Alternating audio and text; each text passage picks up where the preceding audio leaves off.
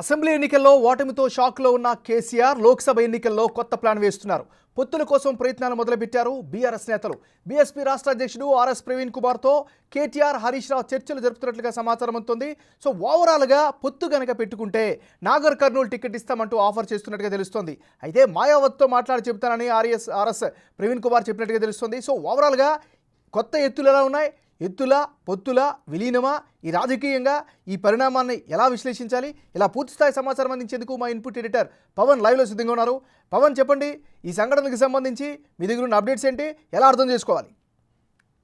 ఏమన్నారు? శాసనసభ ఎన్నికల్లో ఓటమి తర్వాత అటు బీఆర్ఎస్ను వరుసగా నాయకులు పెడుతూ ఉన్నారు. రాబోయే కొద్ది రోజుల్లో అటు పార్లమెంట్ ఎన్నికలకు సమాయత్తమవుతున్న వేళ అటు సిట్టింగ్ ఎంపీలు కూడా పార్టీని వీడటం, అటు బీఆర్ఎస్ పార్టీ కొంత ఉక్కిరిబిక్కిరి పరిస్థితి ఎదురవుతుంది. సొంత నేతలు కూడా ఎదురు తిరుగుతున్నారు. పార్టీలో అంతర్గతంగా జరుగుతున్న పరిణామాల నేపథ్యంలో వాళ్ళందరూ కూడా బయటపడుతున్నారు పార్టీ నుంచి. ఇదంతా కూడా కొంత నష్టం చేకూర్చే అంశంగానే కేసీఆర్ భావిస్తున్నారు. మొత్తం ఎన్నికల్లో మనం చూసినట్లయితే శాసనసభ ఎన్నికల్లో సింహం సింగిల్గా వస్తుందంటూ ఆయన ఏ పార్టీతోనూ పొత్తు పెట్టుకోకుండా ఆయన ఎన్నికల రంగంలో దిగారు. కానీ అక్కడ అనూహ్యంగా ఓటమి పాలయ్యారు. దాంతో ఇప్పుడు రాబోయే ఎన్నికల్లో లోక్సభ ఎన్నికల్లో కూడా బీఆర్ఎస్ పార్టీ పరిస్థితి అంతంత మాత్రంగానే ఉంటుంది. సింగిల్ డిజిట్ సీట్లకే పరిమితం అవుతాయంటూ ఇప్పటికే పలు సర్వేలన్నీ కూడా వెల్లడించిన నేపథ్యంలో కనీసం పరువు దక్కించుకునేందుకు ప్రయత్నిస్తున్నారు. ఇప్పటికే 3 నియోజకవర్గాలకు సంబంధించి, పార్లమెంట్ నియోజకవర్గాలకు సంబంధించి సిట్టింగ్ ఎంపీలు పార్టీ మారారు. ఇప్పుడు ప్రస్తుతం ఉన్న అభ్యర్థులు, ఎంపీ అభ్యర్థులు కూడా తాము పోటీకి విముఖత వ్యక్తం చేస్తున్న నేపథ్యంలో ఎలాగైనా సరే రాబోయే పార్లమెంట్ ఎన్నికల్లో అటు కొద్దిపాటి ఓట్లు సంపాదించుకోవాలన్న కృతనిశ్చయంతో అటు బీఆర్ఎస్ పార్టీ ఉంది. ఈ నేపథ్యంలోనే మొన్న బీజేపీతో పొత్తుకు ప్రయత్నిస్తున్నారు. బీజేపీ అగ్రనేతలతో చర్చించడానికి కేసీఆర్ ఢిల్లీ వెళ్తారంటూ కూడా అటు కొన్ని లీకులు ఇచ్చారు. కానీ అక్కడ ఢిల్లీ నుంచి బీజేపీ పెద్దల నుంచి ఎటువంటి సుముఖత వ్యక్తం చేయలేదు బీఆర్ఎస్ పార్టీతో పొత్తుకు.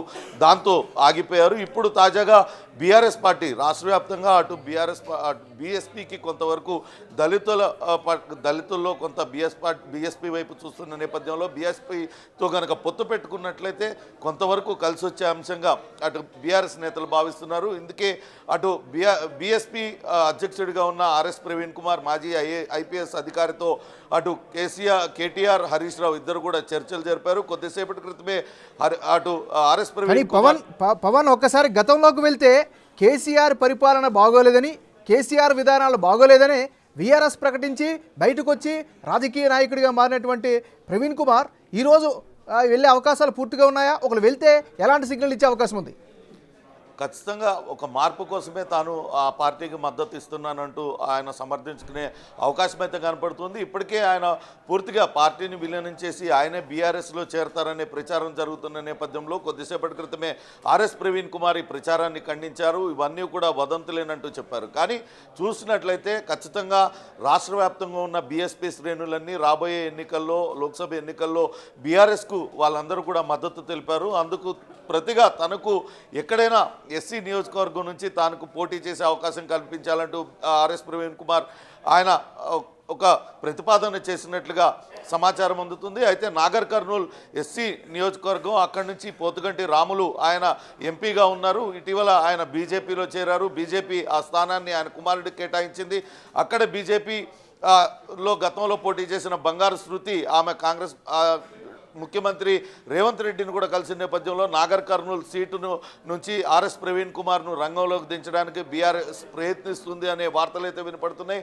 అయితే పొత్తుపైన ఇంకా క్లారిటీ రావాల్సి ఉంది. పొత్తులో భాగంగా ఆర్ఎస్ ప్రవీణ్ కుమార్ ఒక్కడికే అక్కడ సీటు కేటాయిస్తారా, లేకుంటే మరేదైనా సీటు కేటాయించి మిగతా అన్ని నియోజకవర్గాలలో బీఆర్ఎస్ పోటీ చేస్తుందా అనేది తెలియాల్సి ఉంది.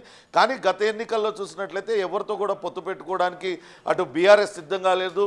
మన తెలంగాణ ప్రజల అండదండలు మొత్తం పూర్తిగా మాకే ఉన్నాయి. తెలంగాణ రాష్ట్రాన్ని సాధించిన నేతగా కేసీఆర్ను ప్రజలందరూ కూడా ఆశీర్వదిస్తారు, ఏకపక్షంగా ఓట్లు పడతాయంటూ వాళ్ళు భావించారు.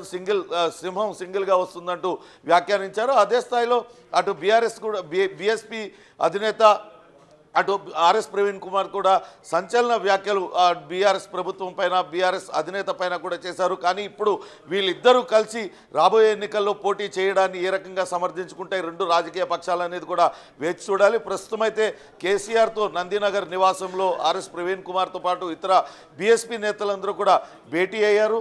రాబోయే పార్లమెంట్ ఎన్నికల్లో ఏ రకంగా ముందుకు వెళ్ళాలి, బీఆర్ఎస్ కనుక పొత్తుకు అంగీకరించినట్లయితే నాగర్ కర్నూలు నుంచి పోటీ చేయడమా లేకుంటే వరంగల్ నియోజకవర్గం నుంచి పోటీ చేయడమా అనే దానిపైన కొంత మలగుల్లాలు పడుతున్న పరిస్థితి అయితే ఉంది. ఏదో ఒక ఎస్సీ నియోజకవర్గం నుంచి అటు వరంగల్ లేకుంటే నాగర్ కర్నూలు నుంచి పోటీ చేయడానికైతే అటు ఆర్ఎస్ ప్రవీణ్ కుమార్ సిద్ధమవుతున్నట్టుగా తెలుస్తుంది. ఆర్ఎస్ కుమార్ సొంత జిల్లా మహబూబ్ నగర్, ఉమ్మడి మహబూబ్ నగర్ జిల్లా కావడంతో అక్కడి నుంచి పోటీ చేసినట్లయితే కొంత సానుకూల పరిస్థితులు ఉంటాయి కాబట్టి నాగర్ కర్నూలు నుంచే పోటీ చేయడానికి ఆయన నిర్ణయించుకున్నారు. అందుకు తనకు మద్దతు తెలిపితే రాష్ట్ర వ్యాప్తంగా ఉన్న బీఎస్పీ క్యాడర్ అంతా కూడా బీఆర్ఎస్ అభ్యర్థులకు మద్దతు ఇచ్చేలాగా ఇరువురి మధ్య చర్చలు జరుగుతున్నట్లుగా సమాచారం.